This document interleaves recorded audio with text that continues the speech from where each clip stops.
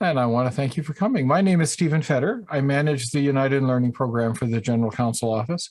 And it is a delight and a pleasure to welcome you here to celebrate Susan's book and to hear a little bit about it.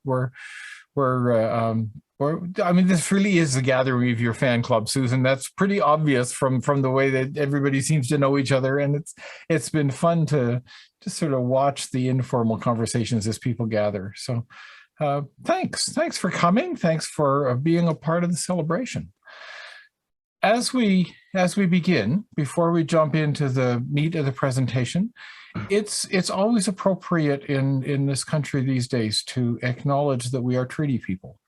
We are all treaty people, and wherever we came from around the world, or whether our ancestors have been here for 10,000 years, we are in the middle of agreements that need to be acknowledged and held up and remembered.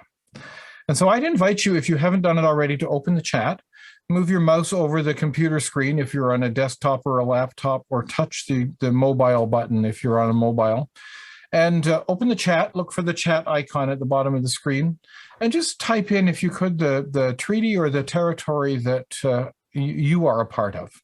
And we'll just take a moment to remember those and acknowledge those and all the people who have lived on this land that we call home for the last 10 or 15,000 years.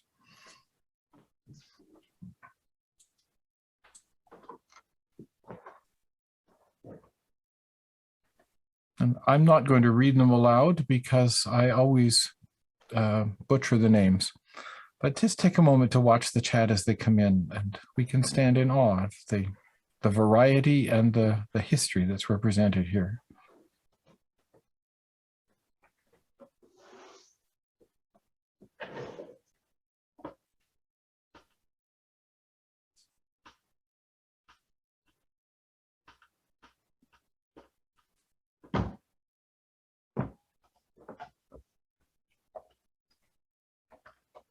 And with Chris Dumont, I'm also acknowledging the Wendat and the Haudenosaunee and the Anishinaabe peoples, and also the Mississaugas of the New Credit on the treaty with One Spoon Wampum Belt Covenant.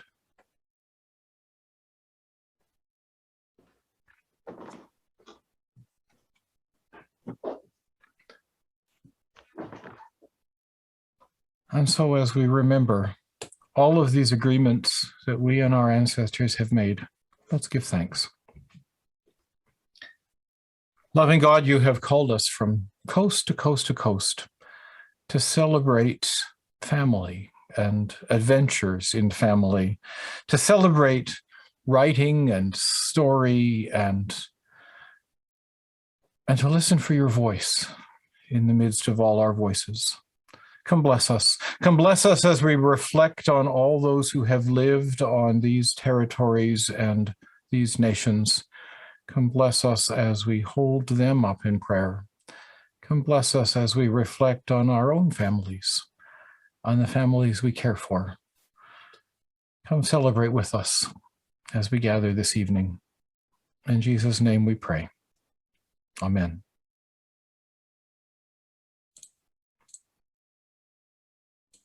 And so, Susan, let me bring you up beside me and say what fun it is to have a chance to interview you. This is really cool. You and I were at VST together back in the Middle Ages. Middle Ages, yeah. I feel like that. Yeah. It feels like a whole lifetime ago, and I suppose it was, but it is really fun to see your work and have a chance to read the stuff you've produced after this long. This is a wonderful book. I just have had so much fun reading it. Well, I so enjoyed writing it. I mean, it's something I've written blogs about, and then just sort of pulled them together and also to tell family stories and my own stories and to play with the ideas in that. So yeah, it's been great fun writing. I bet it has. Well, it reads that way. It really reads like you had a lot of fun doing it. So listen, friends, we've got about 50 people on the line, which is great. There will be more people who watch this in recording afterwards. But one of the really big advantages of coming online, doing this live with us, is that you can shove your oar in. You can ask your own questions. I've got a bunch of questions that I thought would be fun to explore with Susan, but I'm also watching the chat. So just as you used the chat to tell us about the territory or the treaty that you're connected to, use the chat to offer your own questions, or if there's something that sparks you and you'd like to add it into the conversation, put it there, and I will glance at it and kind of pull it in as I can as we go along. Since we've got 50 people on the line, we really can't open our mics and just sort of have a free for all. That's not possible. And sadly, we can't have cake at the end either, which is what you're supposed to have at these book party things. But at least we can have some conversation. And as I say, use the chat, and would love to include you in that. That really is the advantage of coming live rather than just watching the recording later. So I was trying to find my way into this book and was thinking about some of the parents in the congregation that I serve. And I'm sure you were doing writing for parents in your congregation too, because it reads that way. And kind of remembering how difficult it seems to be these days to find church school teachers, to find people who will work with children's programming.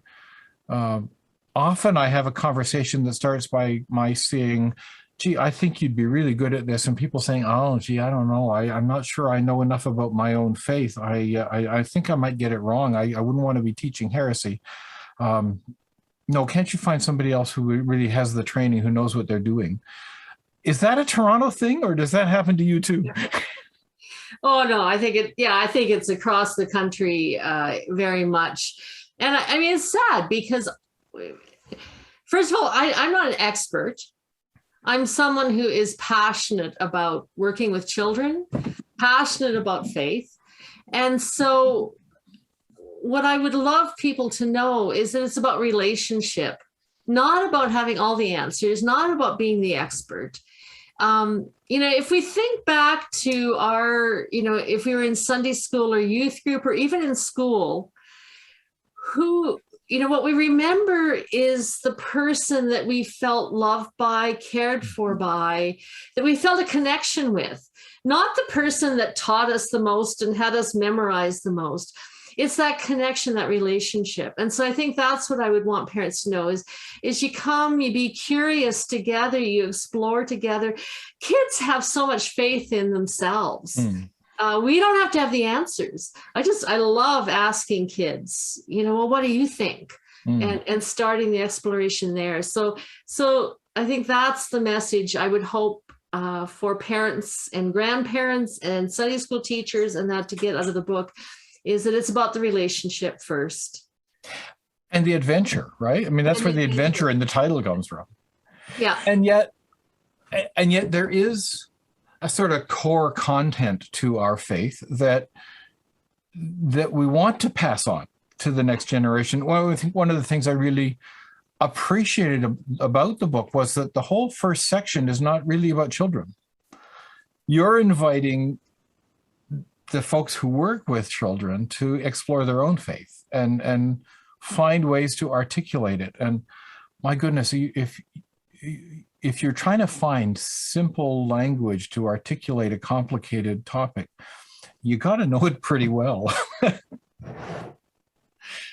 Well, and I put that in there to invite people to reflect on their faith and to try to do it with some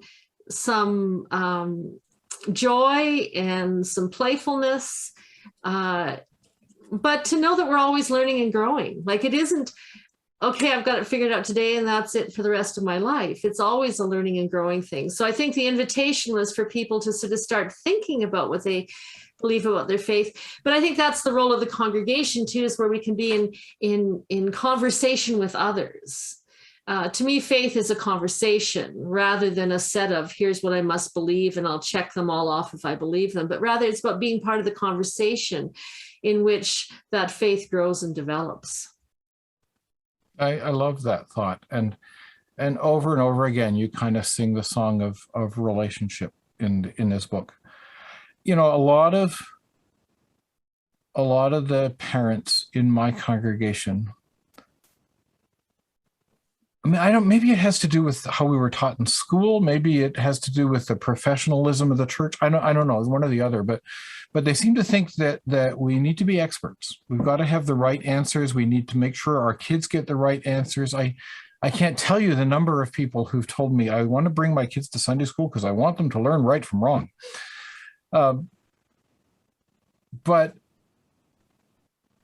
But I don't think you believe that faith is primarily nurtured in the congregation. You seem to be saying that it's primarily nurtured at home, and then the congregation kind of plays a supporting role. Do you want to sort of riff on that a little bit? I thought that was really neat. Well, I think absolutely. I think kids catch faith at home.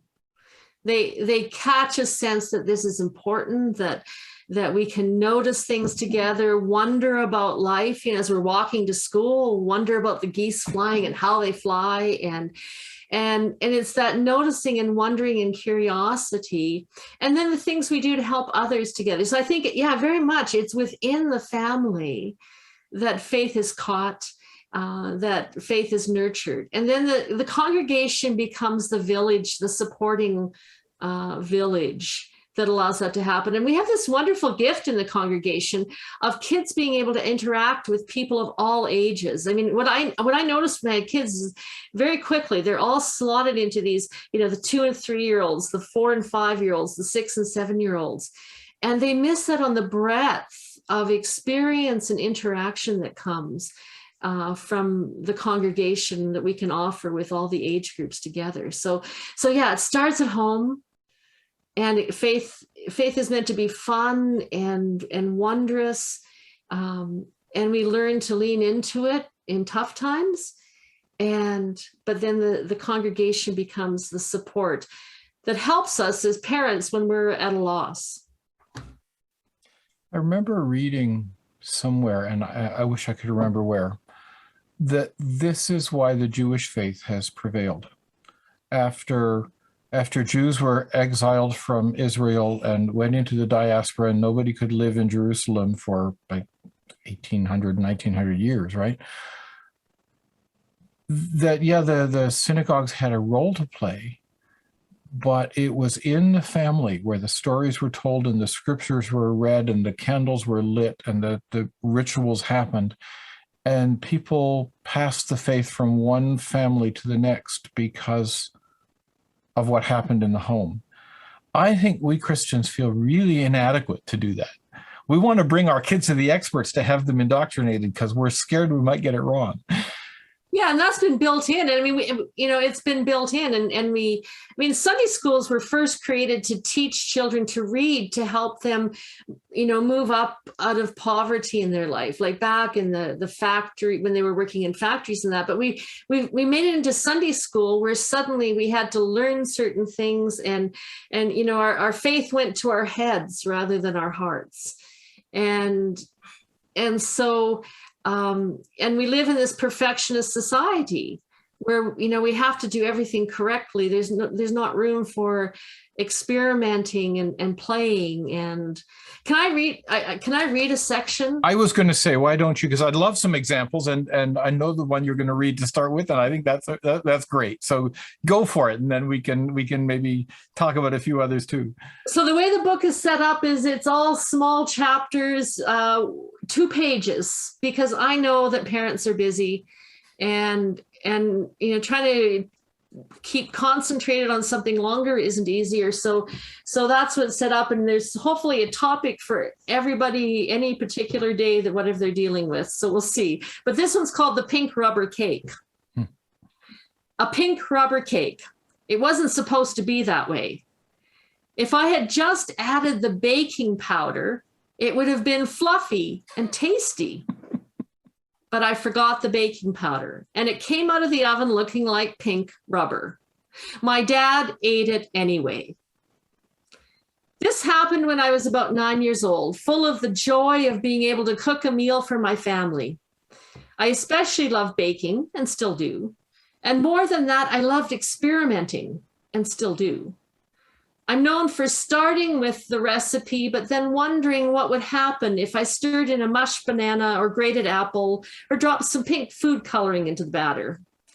Today, those changes may not seem so radical, but in the 1960s, these changes were outside the box.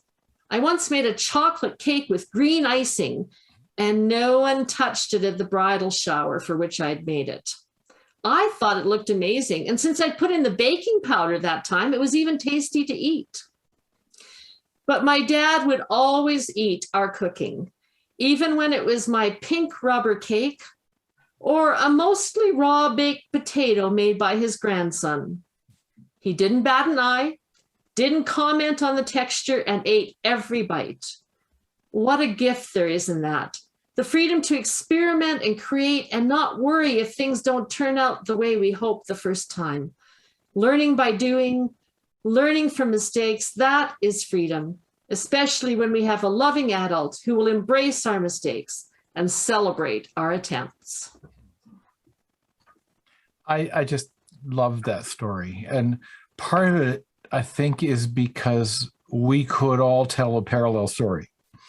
I'm sure that has happened in every family. I mean, I'm thinking about green pancakes that I used to make, and I'm remembering a cake where I put salt instead of sugar. And, I mean, but to be in the context where it's okay to fail, and failing doesn't mean that you're not worthy.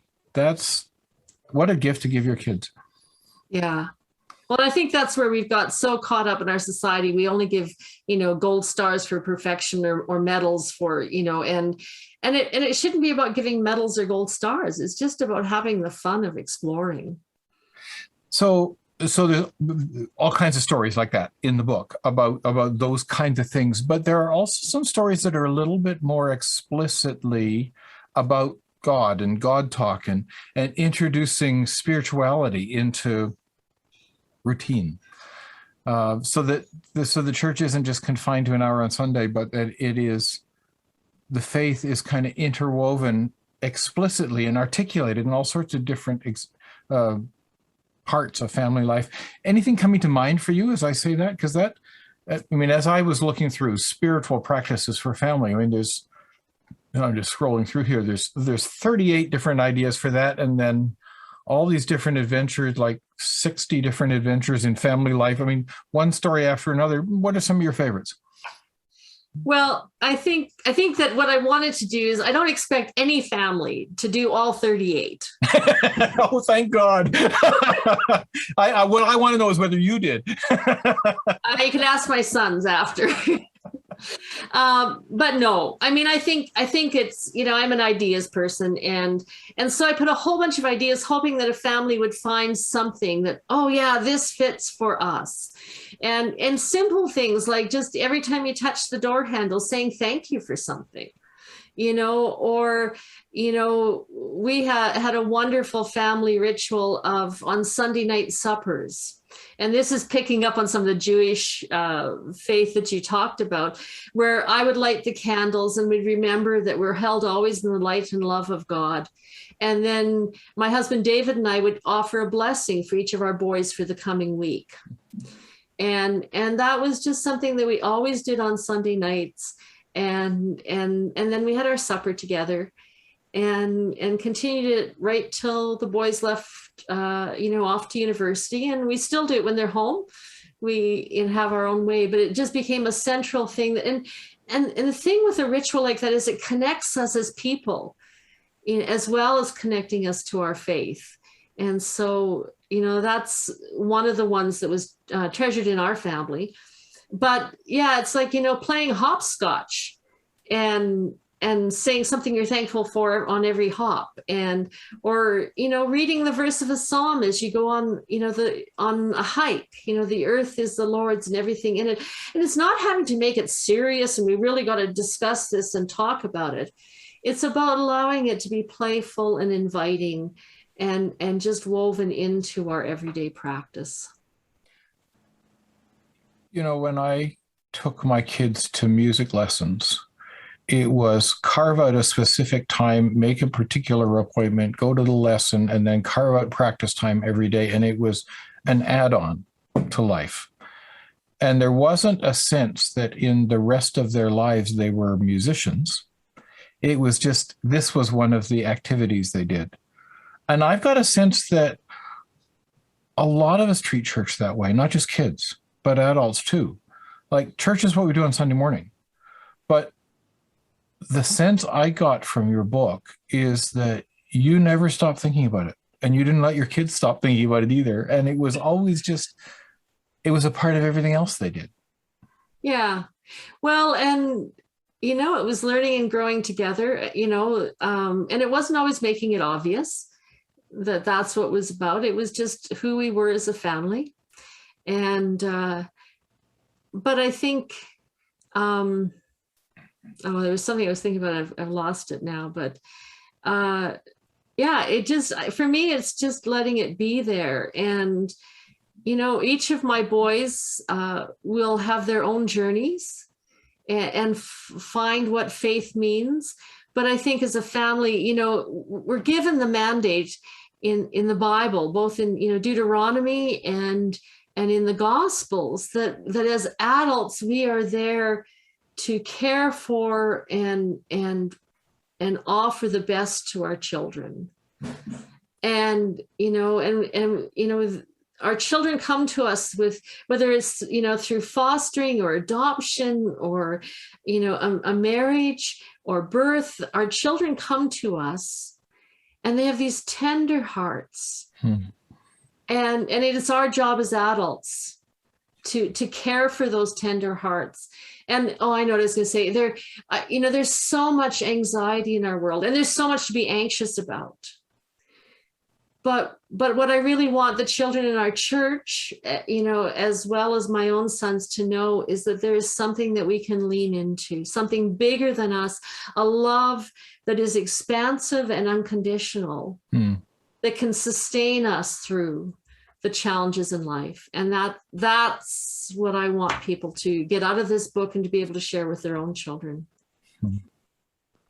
One of the things you write about beautifully is praying and praying with kids. And I think that's terrifying to a lot of parents. I think a lot of parents probably have never had anybody pray with them, don't really feel at all confident that they know how to pray themselves, aren't sure what it's for, and how it gets to be more than just a ritual or a duty. Tell us a little bit about praying with kids and how you make that authentic and human and not just pretty poetry. Well, I mean, in the book, I've offered some prayers you could learn to say together and make it a ritual. But I mean, the story that immediately comes to mind that it isn't in the book, but is I just remember being, when we could be in person for Christmas Eve, being around the manger at the children's service at 5:00, and just asking the kids, what are you praying for? This actually was the year after the massive flood in High River. And the kids just named what they, what are you concerned about tonight? What are you thinking about? And they named those things. And it became such a prayerful moment. So I think, to me, prayer is about relationship. It's about deepening our relationship. I say in the book, prayer is not giving a wish list to God and expecting God to do everything on the wish list. This isn't giving, letter to Santa Claus, just, prayer is about entering into relationship with God, with each other, whoever we're praying with, back to relationship. And so I think, it can be just very simple. It can be saying what we're thankful for together and ending with thank you, God. I think there's simple ways to come into it and then let it be what it is for your family. It can be lighting a candle at the table and having a moment of silence. Like there's, so I think, what I try to offer are some ways that people can find their way into it and let it become what it needs to be for their family. And you talk about different sort of age appropriate ways when kids are really little and as they're growing older. Just give us a few examples. Well, I noticed that in church that if there's silence, the littlest kids will start talking. And And I think it's because they think, oh, okay, the adults aren't talking now. I can talk. It's totally logical for them. Mhm. So I think it's not worrying about those kind of interruptions. It's, if we start making it, punishing or getting angry and that, then we've lost the moment. So I think it's being really spacious. It's knowing when if the giggles start with older kids, just let the giggles be. But the more we practice silence, the more we practice praying, the kids will settle into it. The giggles and that come out of a discomfort. And if we're uncomfortable as adults, then the kids will pick up on that. So it's just allowing ourselves to just keep doing it and cutting it short. If it's just not working, don't make a big deal about it. Just say amen, and away we go on to the next thing. I think prayer as a way to nurture relationship rather than a laundry list. That's a powerful metaphor.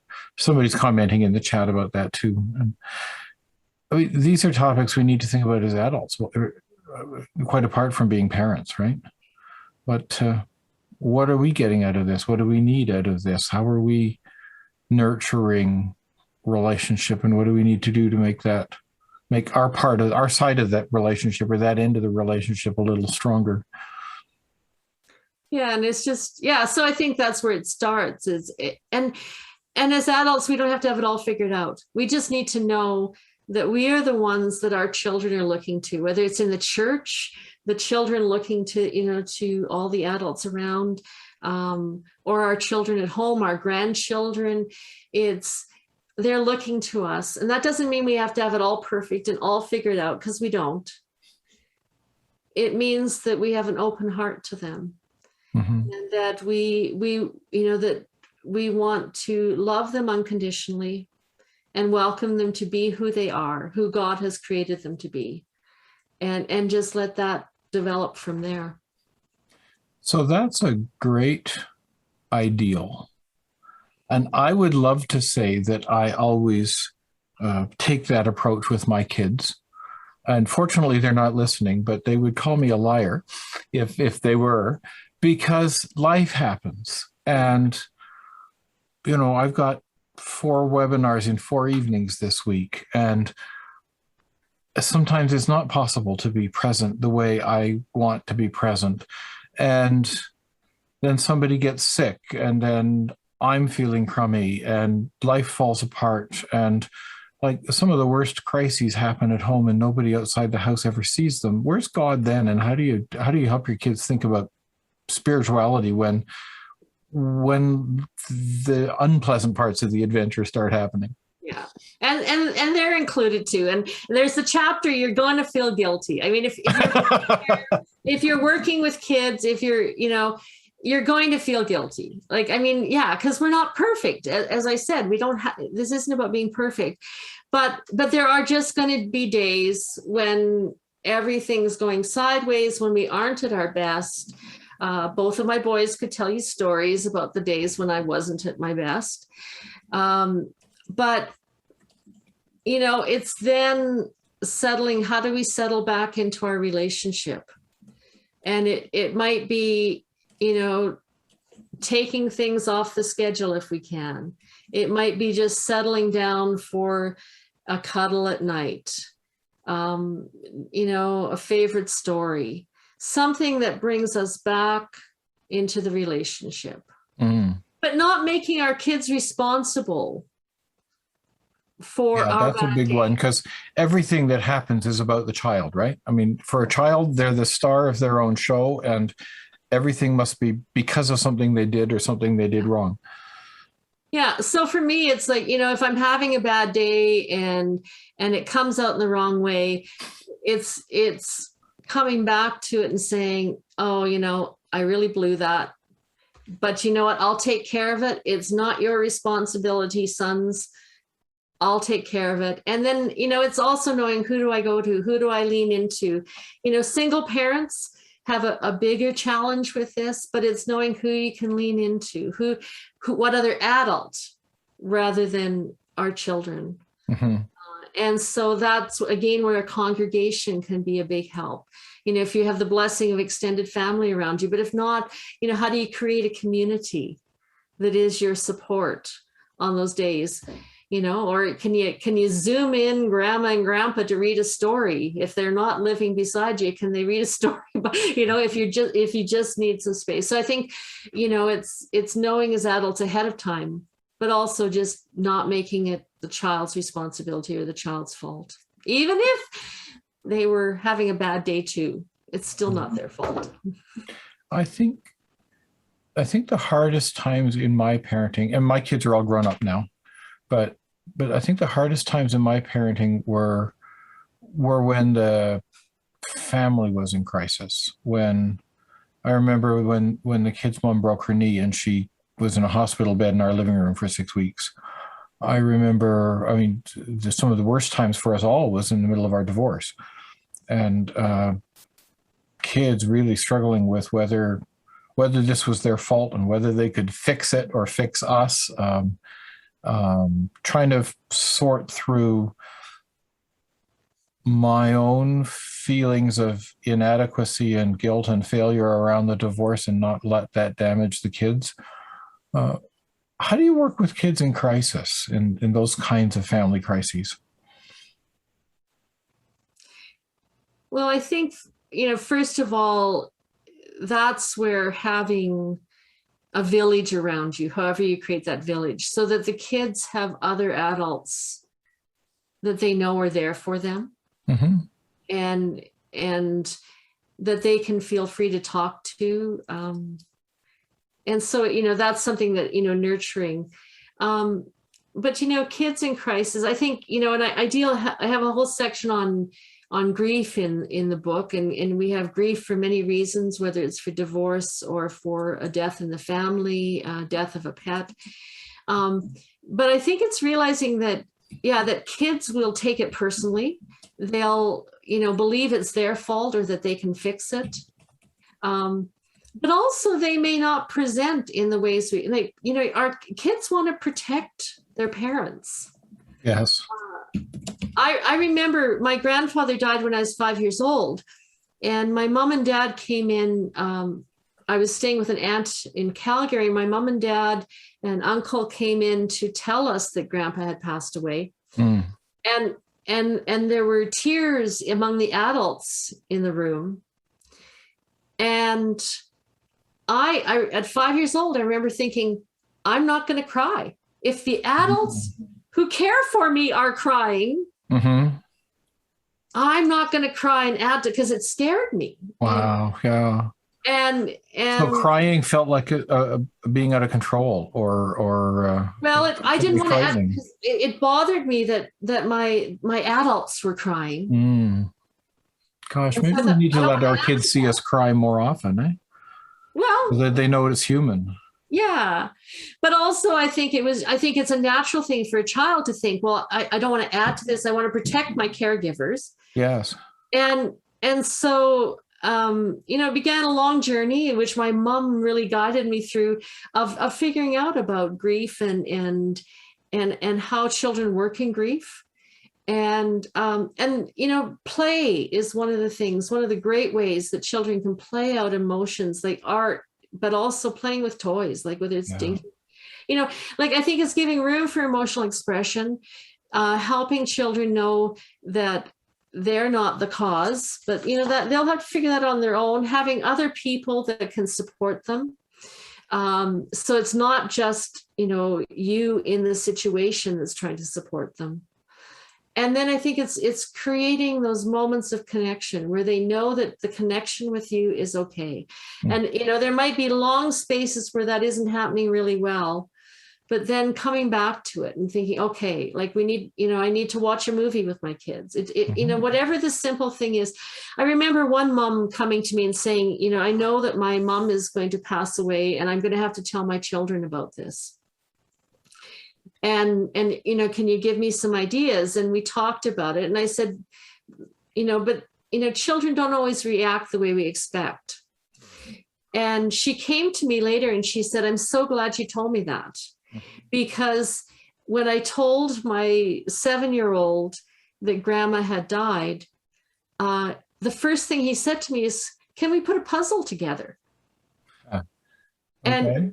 And she thought at first, like, well, maybe he didn't understand what I said, but she went with it. They started doing a puzzle. And what she realized is they often did puzzles together. And that was his way of finding out, is everything still okay? Is my world still okay? And then as they put the puzzle together, then he started asking questions and commenting about grandma. But the putting the puzzle together with mom was a way of saying, okay, there's still something I can count on in life. And then he could deal with it. So I think, that's also in dealing with kids in crisis, is how do we create those moments where they know that, okay, the relationship is still okay. There's still something solid in life. And it'll be bumpy. It'll be messy. There's no sort of simple answer, but it's always coming back to the relationship. You got a whole section of the book on grief and death. And I mean, you got the preceding section is about all the other family crises that families go through, and where is God, and how do you do these kinds of things? And that's important. And I just want to take this book into the bathroom and read a page every time I go in there. It's that kind of book. But death is big, eh? You needed to take a whole section of the book to talk about death and kids. Say a little bit about that, and then somebody from the audience has a more specific question about that. But well, I think it is out of my own experience as a child and how profound that was for me. That I've always just watched for children at funerals. And I think that because we live in a society that has lost so many rituals around death and dying, that we as adults can feel uncomfortable. And then we don't know what to do with our kids. And we don't want to distress our kids. We don't want to frighten them. And yet they're going to experience a death in the family, a death of a friend. They're going to experience it. So I think, for me in ministry, it has become one of my passions to watch for the children, to pay attention to what's going on for them. And so that's why I really want to include a section on it, because I think that children are often the forgotten mourners, or they present differently than adults. And so people don't realize that they're grieving. So that's for me why it was so important. And I think it also then gives adults who are feeling uncomfortable, what do I do? Some ideas also for themselves. I think there's sometimes even excluded mourners. Yeah. It's astonishing to me the number of times I will go and make a call on a family as we're planning a funeral together, and the parents matter-of-factly say that, of course, the kids aren't coming to the funeral. Yeah. And we have to have some conversation about what are funerals for and how these rituals are as important to kids as they are to adults, as a mechanism for coming to terms with the reality and the sort of ultimate nature of death. And for the kids, I think, the funeral, again, to have the breadth of life, if we have a baby crying, it reminds us that life begins as well as it ends. I always love that at funerals, to hear a baby crying, and you see the beginning and the end, right? Yeah. I don't find it disruptive or intrusive. It's reassuring. Yeah. And we have we have this sense that, okay, we have to be solemn, but I mean, we're going to be sad at funerals, of course, Sure. But and the kids are too. And that's appropriate. But, if they're playing in the aisle with their, Matchbox cars, it's all part of life that is unfolding there. So I think that is my hope, is that, we can come back to a place where children are just there. Yeah. And part of the whole scene. And it's going to depend on families. There might be families where, because of extended circumstances and how others in the family might react, it might be better to do some ritual with the children separately. Like there's just so many ways you can do it, but it's to remember the children care, they notice, even babies notice. And Cecile on the chat is pointing out that COVID has just heightened that. Yeah. That it's not just kids. We're all talking about death in ways that we didn't 18 months ago. And of course the kids are picking up on that and hearing about that. And there are all kinds of more extra questions, I think, coming from kids because of the pandemic. Well, everybody knows somebody who's died. Well, and kids, kids will play at these things, and this is what they should do. They should play. They should play at death. They should play at these things that are scary because it helps them find a way through. It helps them go through the emotions and try out ways of dealing with it. And one of the things that with COVID is that their games have developed that are specific to COVID, where like a form of dodgeball where you use one of those balls, soft balls that are spiky, that looks like. I love it. And play dodgeball with that. Wow. Or shadow tag, where you keep your distance and you step on the shadow so that you keep 6 foot distance, Oh, I love it. So there's games that kids have naturally developed to play with this heavy thing that's hanging over society, over the world at this time. Well, and kids have always done that. I mean, you're reminding me that Ring Around the Rosie comes out of the Black Death, right? Yeah. So Winnie says, my 4-year-old has suddenly realized what death is, 4 years old. She's asking about it on and off, but consistently. She's not upset per se, but it's a big realization. I try to bring a Christian message into my responses, but I was wondering how you would handle a conversation about death with a 4-year-old from a Christian perspective. I think I would start with, it's sort of trying to imagine the situation, but one of the things I do is asking questions like, well, what do you think? Because then I learn more about what the child's really asking. Because sometimes they're not asking what we think they're asking. Mm-hmm. But I think in terms of talking to children about death from a Christian perspective, I think it's talking about that God is love, and God loves us so immensely that God takes care of, the end of the United Church Creed, in life, in death, in life beyond death. God is with us. We are not alone, that the love is there. And I think, that's especially for a 4-year-old. Mm-hmm. And, and then at some point, kids always figure out, oh, mommy, daddy, you're going to die. Yes. And that, so then it's to say, but I'll always be your mommy. I'll always be your daddy. There, there's, again, we talk about, in Romans, nothing can separate us from the love of Christ. Nothing can separate us from love. Now, of course, we won't physically be together, and you don't need to talk about that with the child, but it's to reassure them that, I'll always be your mommy. And I guess that, in terms of divorce too, and you're talking about that, Stephen, it's like, I'll always be your daddy. I'll always be, that there's nothing that can separate that. One of my favorite children's books is Robert Munch's Love You Forever. I probably read it a million times, and I still can't read it aloud without crying. But that's the message of it, right? Yeah, exactly. So I think, with children, younger children, I always keep answers simple, but I always want to find out what they're thinking. Like, because they have amazing answers, but also sometimes I start answering a question that isn't really the question that they are answering. And so if there's curiosity about it, just let that curiosity be. Answer simple, short answers, and just let it go. And it'll, the child will find their way.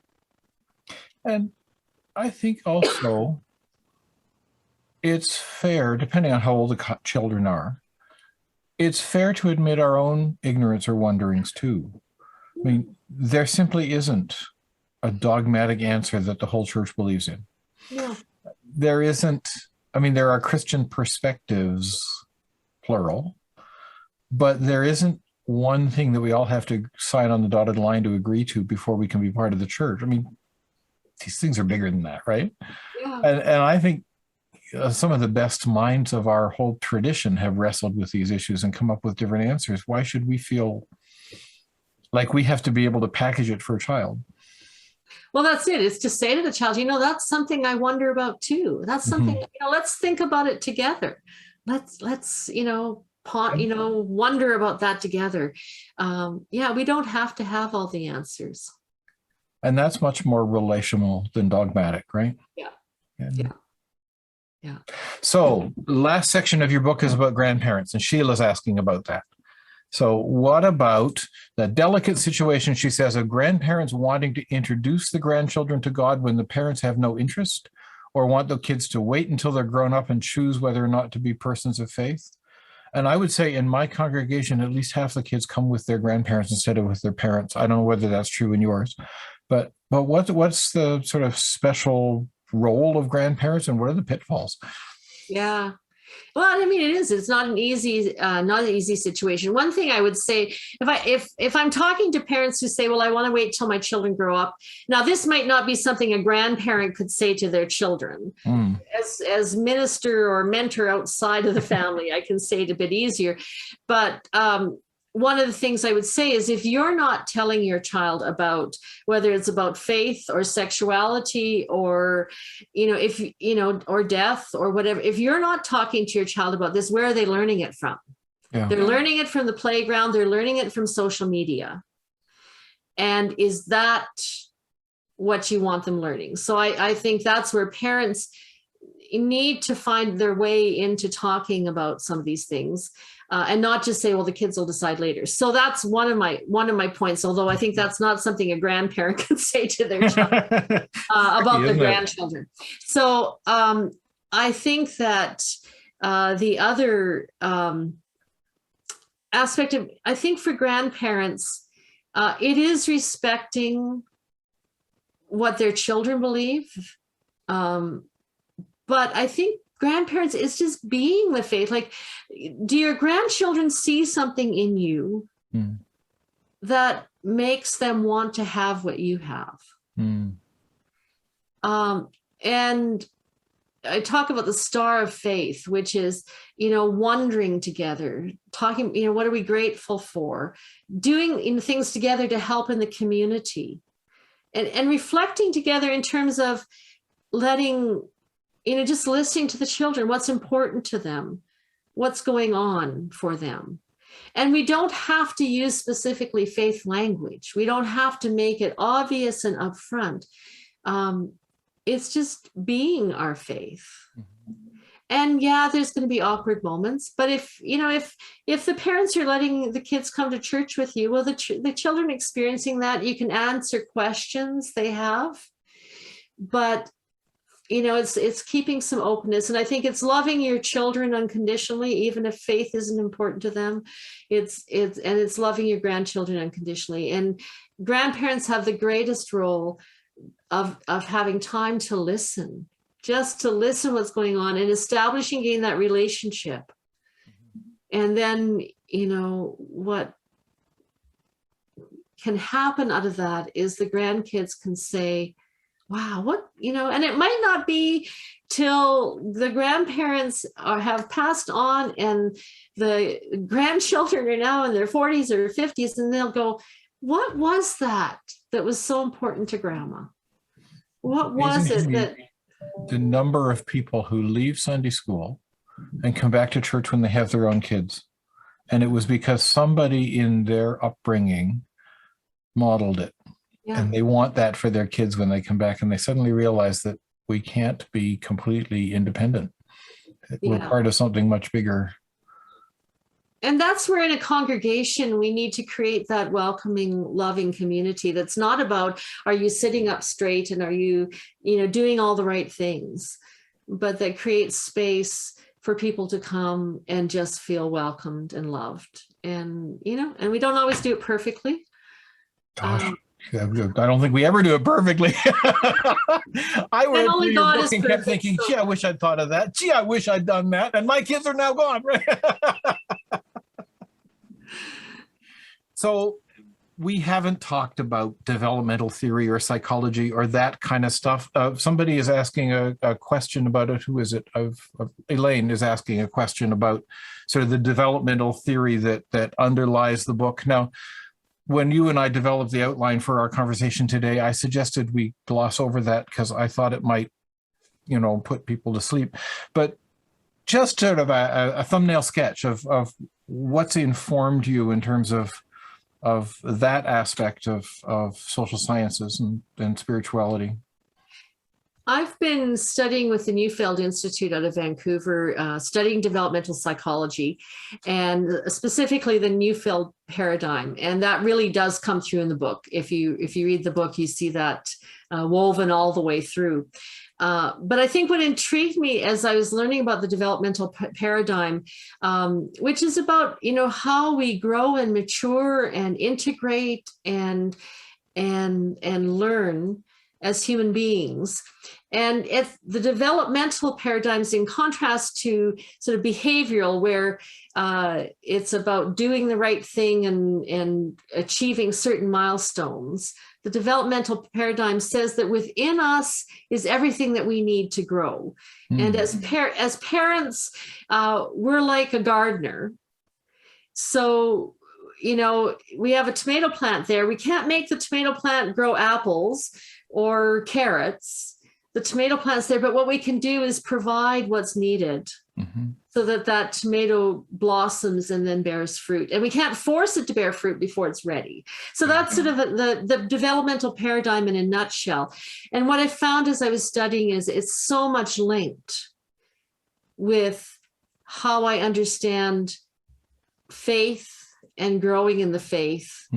And I think for me, the wonder is the things that we're discovering because of neuroscience and the study of the brain and all the ways, like through MRIs and that we have to study it, that echo what we see in scripture about children growing, about breath, about prayer, about there's things that we're learning about the brain that very much then just I can see it in scripture as well. So it's just fascinated me. And so I've woven the two together the best I could in the book. Oh, thank you. So we're coming close to the end of our time. In a minute, I'm going to invite Rebecca from the bookstore to come on and make her sales pitch, but also exude about the book because it really is a great one. But just as we close, any final words you want to leave us with?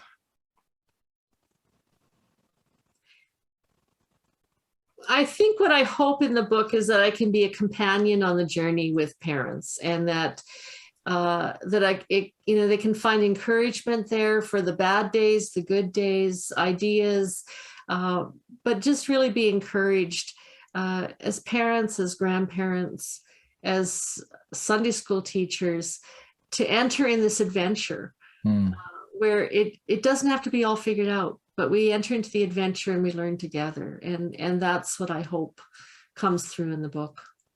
It does in spades, and your warmth comes through. And I love how short each chapter is, because it really is something that you can pick up while you're running. You can, take it with you when you're doing a school run and you're sitting in the car and you're waiting for your kids to get in. And so you can read a chapter and mull about it. It's just full of great ideas. And it was really fun reading it. So thank you. You're most welcome. Rebecca, let me invite you to come and join us. Hi, my name is Rebecca Hornberg, and I am the manager for the United Church Bookstore.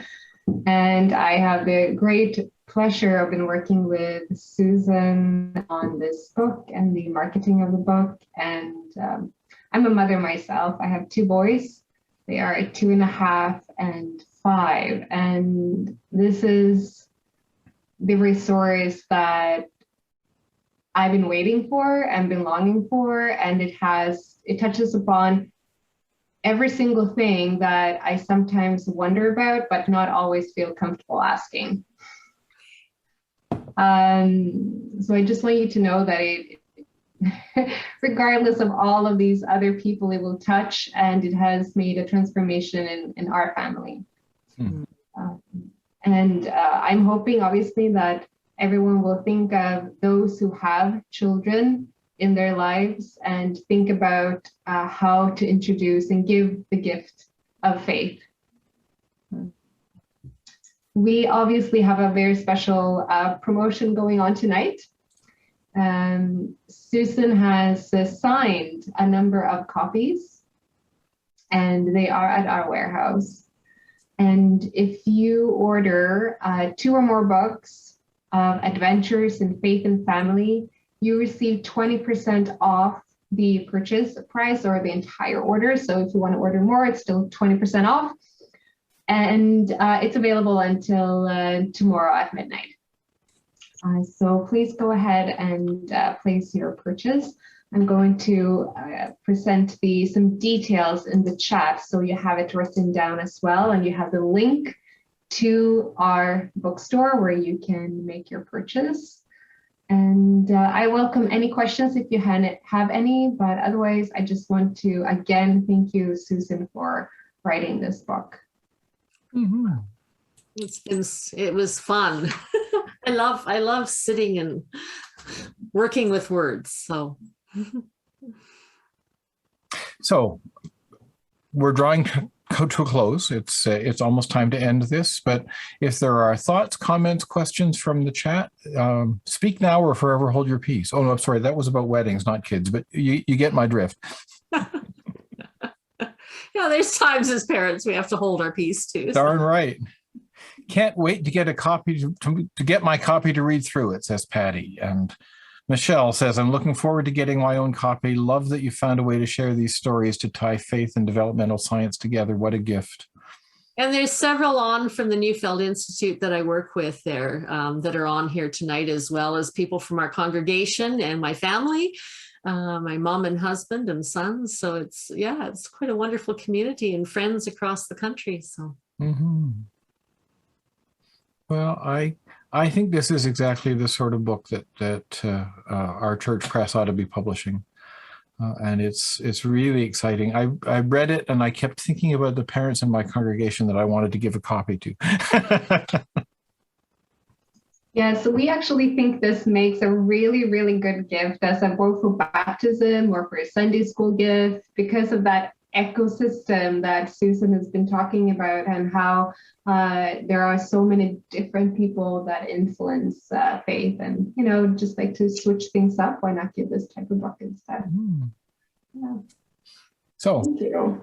And even though I've addressed it to parents, and there's reference to grandparents, it really, anybody that works with kids in any way, anyone who has a child in their life, uncle, even friends, and cousins if they're older, anyone. I think this is really holistic. Mm-hmm. So let me just put that discount code up one more time, and we'll just leave it up as we draw to a close. Friends, thanks for joining us. Thanks for taking an hour out of your evening to connect with us and hear about Susan's book, and to celebrate Susan and all the work that she's done and put into it.